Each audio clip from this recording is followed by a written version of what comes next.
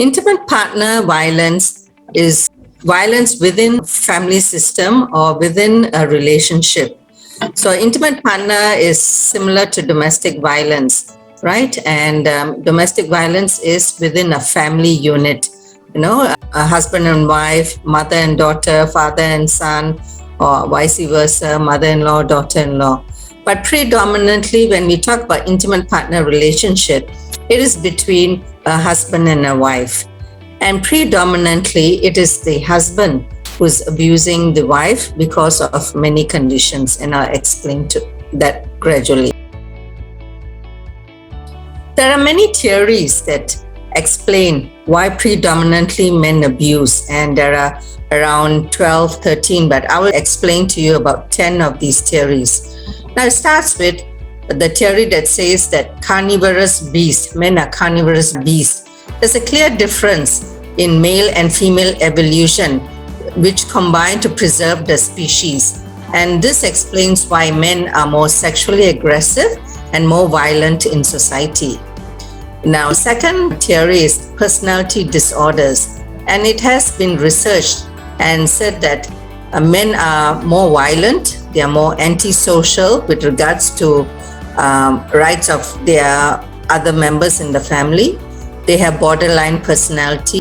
They have schizo, which means that they are detached from social relationships, and they have emotions which are paranoid, and they are distrusting of people and suspicious of everyone around them. Okay, so they have this sort of personality disorder. And then they have psychiatric disorder, where it has been proven that there are chemical imbalance in the brain of the batterer. And so that's how he acts out, and becomes a bit of a borderline personality. And then the predominant theory that we have heard many times is about the learned behavior. And this is done by Bandura. And the learned behavior is that you learn this behavior by having experience or exposure to domestic violence. And as a result, we hear about intergenerational cycle of violence. Grandfather has abused grandmother, father's abused mother, and then now the husband abuses the wife because it's a learned behavior of coping. And the next theory is called the aberrant behavior theory, where something in the environment triggers the abuser, and then the trigger could be a stressor, it could be drug addiction, it could be a stimulant of some sort.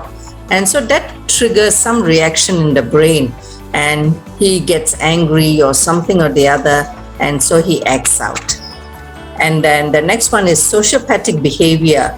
And when men have this kind of behavior, they have no regard for the others around them in the social institution or for themselves. We have seen many men who says, I will kill, I don't care about myself going to prison, but I will kill to get justice, or things like that. Okay, so they take pleasure in the abuse.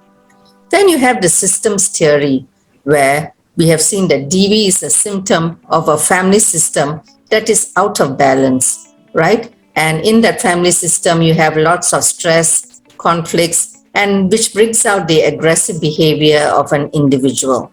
Okay. Then we have the resource theory, which says that members in the family are held in place by force or threat of force, and you have to comply with the abuser. If you don't do this, you're not going to get money, you're not going to get food. So you have to behave yourself and comply and do as I say. Then you have subculture theory. And there are many cultures, within the primary culture that value men who are violent or who are more powerful in their relationship, right? And this is what we call patriarchy versus matriarchy, where we have females who are more dominant and powerful, and they are all held in high esteem. Whereas in patriarchy, the men are held in high esteem because of their power and leadership. Okay?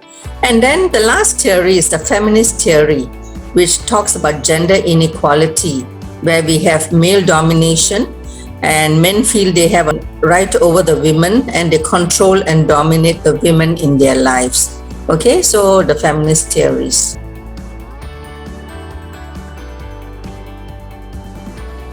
For sure, there are many men and women who feel that, they have to go for counseling, they have to change their attitude, they have to change their personality and go for treatment, go for counseling, or make a conscious effort to say that, yes, we are going to stop this violence in our relationship, because we have seen how children have been affected, how an individual in the family has been affected, and they consciously use other techniques when they are stressed or when they are unhappy with an outcome. Like many men have said that, I won't follow my father. I'm not going to keep a mustache as he's doing. I'm not going to keep a beard as he's doing. I'm not going to shout as he's saying. So I can consciously control these emotions and traits and consciously say, I will not have violence in my relationship, in my family.